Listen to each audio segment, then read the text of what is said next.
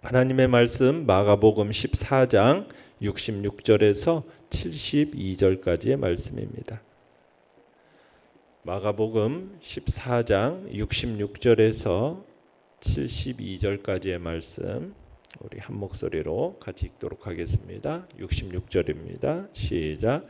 베드로는 아랫뜰에 있더니 대제사장의 여종 하나가 와서 베드로가 불 쬐고 있는 것을 보고 주목하여 이르되 너도 나사렛 예수와 함께 있었도다 하거늘 베드로가 부인하여 이르되 나는 내가 말하는 것이 무엇인지 알지도 못하고 깨닫지도 못하겠노라 하며 앞들로 나갈새 여종이 그를 보고 곁에 서 있는 자들에게 다시 이르되 이 사람은 그 도당이라 하되 또 부인하더라. 조금 후에 곁에 서 있는 사람들이 다시 베드로에게 말하되 너도 갈릴리 사람이니 참으로 그 도당이니라. 그러나 베드로가 저주하며 맹세하되 나는 너희가 말하는 이 사람을 알지 못하노라 하니 닭이 곧 두 번째 울더라. 이에 베드로가 예수께서 자기에게 하신 말씀 곧 닭이 두 번 울기 전에 내가 세 번 나를 부인하리라 하심이 기억되어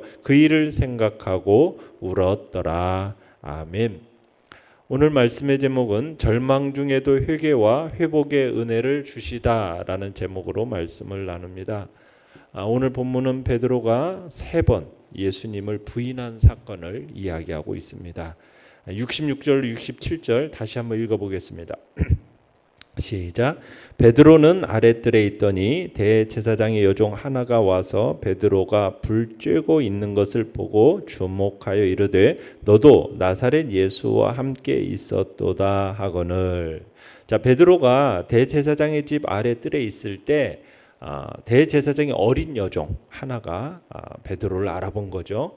이 여자가 언제 어디서 베드로가 예수님과 함께 있었는지에 대해 보겠는지는 알 수는 없어요. 그렇지만 어쨌든 그녀의 눈에 이 베드로는 예수님과 관계 있는 사람으로 보였던 겁니다.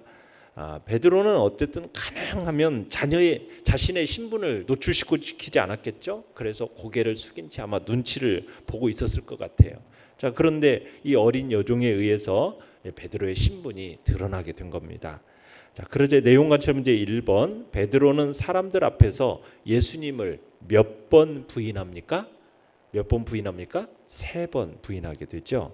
자, 먼저 첫 번째 부인하는 거 68절 69절 같이 한번 읽어보겠습니다. 시작.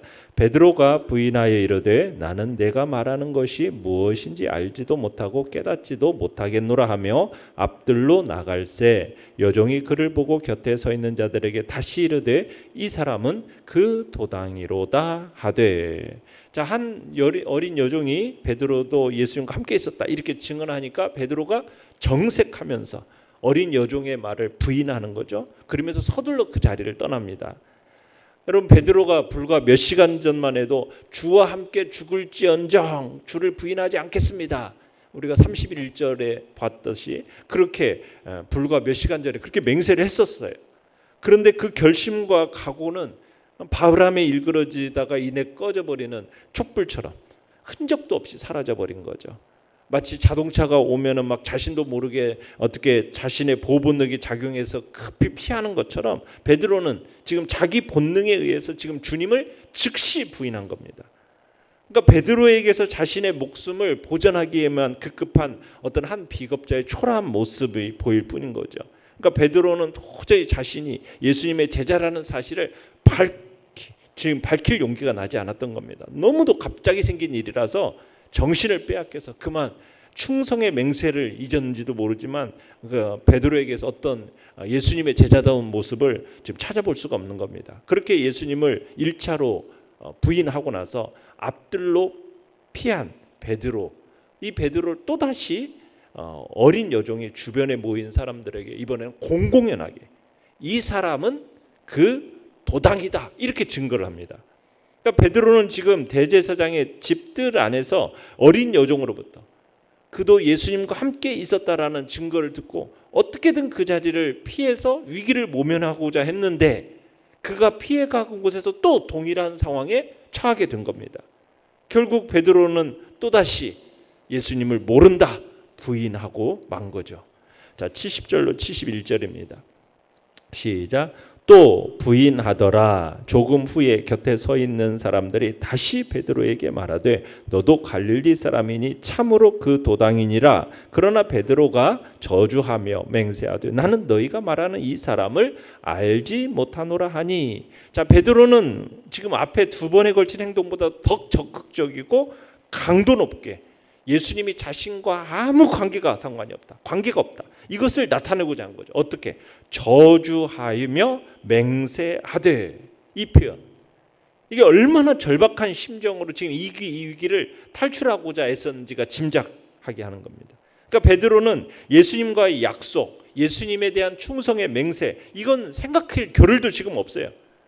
얼마 떨어지지 않은 곳에서 지금 예수님이 조롱과 모욕을 당하시는 그 예수님을 지금 염두에 둘 여유조차 지금 가지지 못한 채 마치 물에 빠진 사람이 지금 지푸라기라도 잡으려는 심정처럼 허우적거리는 그런 베드로의 모습을 보는 것입니다. 그렇게 3번에 걸쳐서 예수님을 부인하게 됩니다. 자, 내용 관찰 문제 2번을 보시면, 자, 베드로가 닭이 2번 울 때, 두 번째 울 때 떠올린 예수님의 말씀은 무엇입니까? 72절 읽어봅니다. 시작. 닭이 곧 2번째 울더라.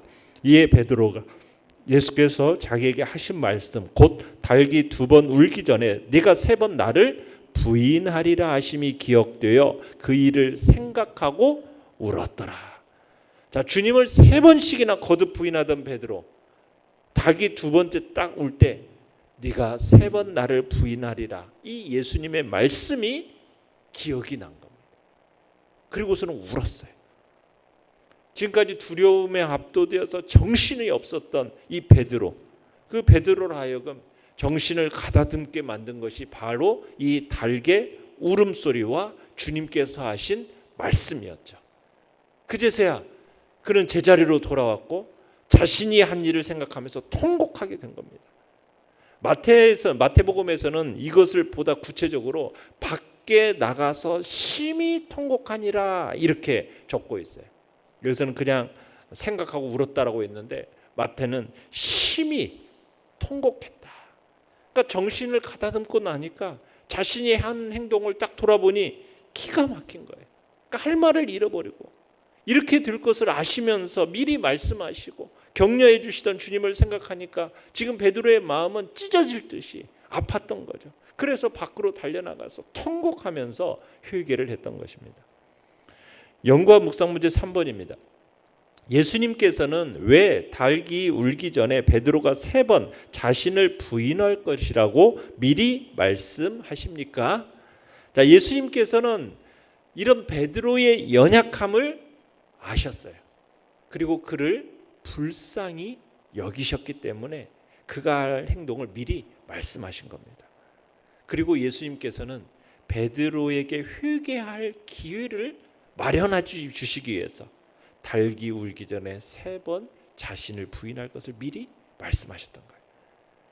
정신없이 정말 자기가 무슨 일을 행하는지도 모른 채 그렇게 예수님을 부인하던 베드로, 닭이 우는 그 순간 주님의 말씀이 딱 생각이 나면서 내가 지금 무슨 죄를 지었는가, 이걸 깨달은 거죠. 그래서 자신의 한계성, 자신의 연약성, 그리고 자신이 범한 죄에 대해서 심한 죄책감을 느끼면서 통곡을 한 겁니다. 하나님께서 회개의 기회를 마련해 주셨던 거예요. 여러분, 이런 회개의 기회를 마련해 주시지 않았다면 어떻게 되었을까요? 베드로도 아마 가룟 유다와 같은 길로 갔을지 몰라요. 정말 주님의 말씀이 생각나고 자기의 잘못을 깨닫고 의와 회개의 길로 가는 이런 성도가 복된 성도인 거죠. 그 이유는 그것이 하나님께서 이 성도를, 그 성도를 자기 자녀로 인정하신다는 증거이고 그를 사랑하신다라는 표현인 것입니다. 느낀 점 4번입니다. 베드로가 3번이나 부인할 것을 아셨지만 미리 그 말씀을 해주시며 회개할 기회를 주시는 예수님을 보며 무엇을 느낍니까? 예수님은 우리의 연약함, 우리의 부족함을 누구보다도 너무나 잘 아시고 도우시는 분임을 우리가 깨닫게 되죠. 우리가 또한 실패할 것도 아시고 다시 기회를 주시는 분이다라는 사실을 또한 알게 됩니다. 그렇기 때문에 우리를 향한 그 예수님의 마음을 기억하면서 혹여나 우리가 낙심되는 상황에 있을지라도 절대로 절망에만 빠져 있어서는 안 되겠습니다. 우리가 회개하고 다시 일어서는 자리에 있어야 함을 우리는 다시 한번 느끼게 되는 겁니다. 회복의 기회를 주시는 그 주님을 의지하면서 우리는 살아가야 할 것입니다. 예수님을 믿고 또 성도라 일컫지만 우리가 죄에서 완전하게 자유할 수 있는 존재가 아닙니다.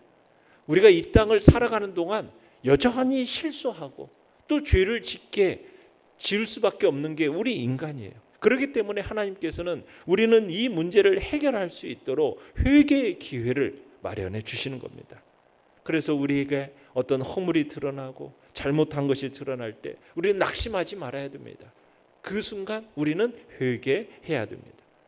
죄는 우리와 하나님 사이를 가로막아서 교통이 끊어지게 만드는 장애물입니다. 그런데 이 문제를 해결해 주는 게 무엇입니까? 바로 회개거든요. 그래서 바실레아 슐링크라는 사람은 회개를 가리켜서 하늘의 대문이다. 아버지의 보좌로 직행하는 대문은 바로 회개다. 이렇게 말했다고 그래요. 그래서 참으로 우리가 죄의 문제를 해결하는데 이처럼 확실한 방법은 없어요. 회개로서 해결할 수 없는 죄 또한 없습니다. 우리는 주님 앞에서든 사람 앞에서든 우리는 결코 자만한 태도를 가져서는 안 되겠습니다. 언제든지 넘어질 수 있는 연약한 존재라는 사실을 항상 기억하고 얼마든지 죄에 빠질 수 있는 연약한 자라는 것을 우리는 인정하면서 그리고 문제가 반결될 때마다 지체하지 말고 회개의 문을 두드려야겠다. 회개의 문을 두드리지 않는 사람은 허물이 없는 완전한 사람이 아니라 어떻게 보면 유대 종교자들처럼 철저한 위선자일 가능성이 높아요. 하나님은 이런 사람들을 기뻐하지 않으시고 인정하지 않으시거든요. 오늘도 우리는 진실한 성도는 바로 자신의 연약함을 겸손히 인정하고 받아들이면서 그리고 언제든지 쓰러지고 넘어지면 절대로 낙심하거나 좌절하는 것이 아니라 다시 주님 앞에서 그 연약함을 인정하고 회개하면서 주님의 안에서 다시 일어서는 복된 자리에 우리 모두가 있기를 간절히 바랍니다. 결단과 적용 5번입니다. 내가 죄를 짓거나 절망했을 때 주님께서 은혜로 다시 일으켜 주신 적은 언제입니까? 회복의 기회를 주시는 주님께 감사드리며 내가 그리스도인임을 주변에 당당하게 전하기 위해 무엇을 실천하겠습니까? 우리가 오늘도 정말 하나님 앞에서 우리는 절대로 나는 죄를 짓지 않는다라는 그런 모습이 아니라 항상 넘어질 수 있고 쓰러질 수 있고 죄를 지을 수 있는 연약한 존재라는 사실을 항상 인정하면서 우리가 그 넘어졌고 낙심될 때에도 절망하는 게 아니라 주님 앞에서 다시 일어서서 회개하고 일어서서 우리의 연약함을 하나님 앞에 보여드리고 그리고 우리가 이제는 주님 앞에 당당하게 주님을 참으로 소개하고 주님의 말씀을 선포하고 정말 내가 하나님의 자녀라는 그 정체성을 놓치지 않고 하나님의 복된 그 은혜를 의지하면서 오늘도 믿음으로 살아가겠다라는 아름다운 결단이 우리 안에 있기를 간절히 바랍니다. 오늘의 기도 같이 읽겠습니다. 시작. 낙심과 절망 중에도 회복의 기회를 주시는 주님의 은혜를 의지하며 살게 하소서. 아멘. 말씀을 생각하며 기도하시고요. 연약한 우리의 지체들을 위해서 기도해 주시기 바랍니다. 하나님의 은혜와 자비하심이 우리 교회 안에 나타나게 하시고 하나님의 거룩한 역사, 주님의 영광스러움을 드러내는 복된 자리에 주의 교회를 세워달라고 주여 우리 세 번 부르짖으며 나아가